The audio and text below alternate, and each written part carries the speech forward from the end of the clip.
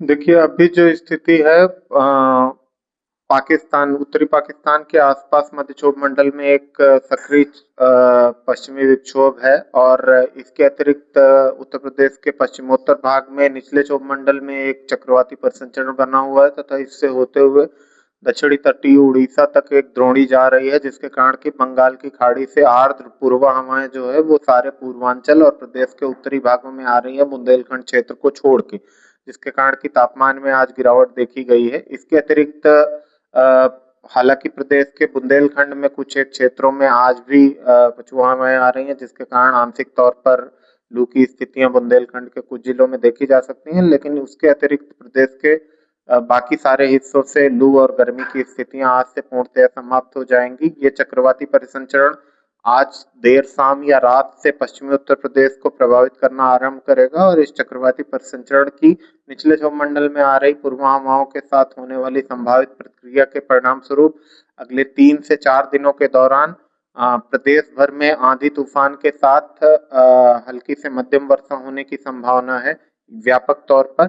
इसके अतिरिक्त इस आंधी तूफान में आज यानी कि 28 मई को बात करें तो इसकी रफ्तार 70 से 80 किलोमीटर प्रति घंटा तथा झोंकों में 90 किलोमीटर प्रति घंटे तक पहुंच सकती है। इसके साथ साथ पश्चिमी उत्तर प्रदेश में कहीं कहीं ओलावृष्टि होने की भी संभावना है, जिसके कारण आज पश्चिमी उत्तर प्रदेश के लिए रेड अलर्ट जबकि पूर्वी उत्तर प्रदेश के लिए ऑरेंज अलर्ट जारी किया गया है। कल इसकी तीव्रता अधिकतम होगी और कल यानी कि 29 मई को पूरे प्रदेश में 80 से 90 किलोमीटर प्रति घंटा के साथ झोंकों में 100 किलोमीटर प्रति घंटा या इससे अधिक की हवाओं के साथ तूफानी हवाएं चलने तथा प्रदेश भर में हल्की से मध्यम वर्षा के साथ प्रदेश के तराई इलाकों में, पश्चिमी तराई इलाकों में मुख्य रूप से कहीं कहीं भारी वर्षा होने की भी संभावना है। इसके साथ ही साथ पूरे पश्चिमी उत्तर प्रदेश और प्रदेश के मध्यवर्ती भाग तथा दक्षिणी भाग में कहीं कहीं ओलावृष्टि होने की भी संभावना है, जिसके कारण की कल पूरे प्रदेश यानी कि पश्चिमी और पूर्वी दोनों ही उत्तर प्रदेश के लिए रेड अलर्ट जारी किया गया है 29 मई के लिए। यद्यप 30 मई से हवा के झोंकों में कमी आना शुरू हो जाएगी, लेकिन वर्षा 30 मई को भी पूरे प्रदेश में हल्की से मध्यम होने की संभावना है। यद्यप इस दौरान हवाओं की गति जो है वो 50 से 60 किलोमीटर प्रति घंटा जो झोंकों में 70 किलोमीटर प्रति घंटे तक पहुंच सकती है, जारी रहने की संभावना है। 31 मई से इसमें व्यापक तौर पर कमी आने लगेगी। हालांकि 31 मई को भी प्रदेश के दक्षिणी भागों में कुछ स्थानों पर हल्की या कहीं कहीं मध्यम वर्षा होने की संभावना है और हवाओं की गति इस दौरान जो है वो 30 से 40, झोंकों में 50 किलोमीटर प्रति घंटे तक पहुंच सकती है। और 1 जून को जो है वो ज्यादातर प्रदेश के ज्यादातर हिस्सों से वर्षा गतिविधियां समाप्त हो जाएंगी। सिर्फ दक्षिणी भाग में कहीं कहीं छिटपुट बूंदाबांदी हो सकती है और 2 जून से पूरे प्रदेश में मौसम शुष्क हो जाएगा। अब इसके परिप्रेक्ष्य में अगले 3 दिनों के दौरान अधिकतम तापमान में 8 से 10 डिग्री सेल्सियस की गिरावट आने की संभावना है, जिसके कारण कि पूरे प्रदेश से लू और गर्मी की स्थितियां समाप्त हो जाएंगी।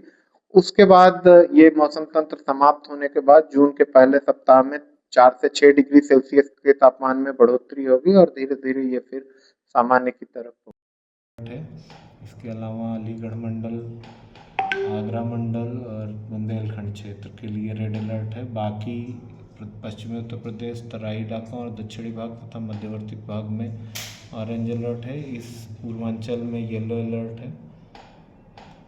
कल यानी कि 29 मई की बात करें तो ये पूरा तराई इलाका, पश्चिमी वाला और मध्यवर्ती पूरा सेंट्रल यूपी और प्रदेश का पूरा दक्षिणी भाग के लिए रेड अलर्ट है, जबकि बाकी हिस्सों में पूरा पूर्वांचल और पश्चिमी उत्तर प्रदेश का कुछ हिस्सा जहाँ के लिए ऑरेंज अलर्ट है।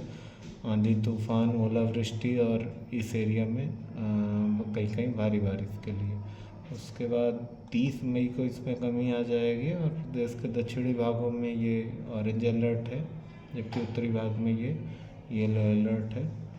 और फिर 31 मई को इसमें व्यापक तौर पर कमी आ जाएगी और ये प्रदेश के दक्षिणी भागों में कहीं कहीं आंशिक वर्षा और थोड़ी हवाओं तक सीमित हो जाएगा। उत्तरी भागों में मौसम धीरे धीरे शुष्क हो जाएगा।